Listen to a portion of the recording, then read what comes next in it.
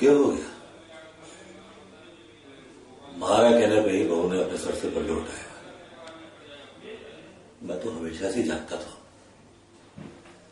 कि हर रिवाज, हर रीत के पीछे एक भावना होवे, कोई एक कारण होवे,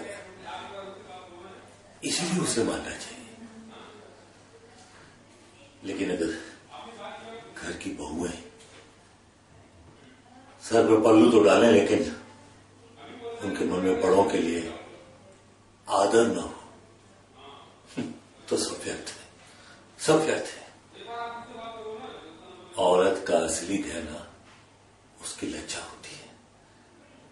वो कोई गहना पहने या ना पहने, वही उसका रूप बन जाती है। देखो, मुन्ने की बहू सर पे पल्लू डाले या ना डाले, लेकिन उसके मन में हमारे लिए आदर सम्मान कभी खत्म नहीं होगा। ये मैं अच्छी तरह से जानू हूं। मैं कांच और हीरा में फर्क जानू हूं बहन जी।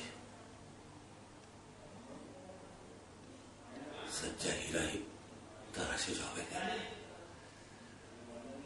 मैं बहू को बहुत अच्छी तरह से परख चुका हूं।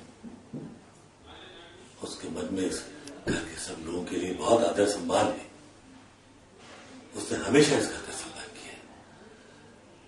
उसने इस घर के तौर तरीकों को अपनाया है, अपने आप को ढाल लिया है।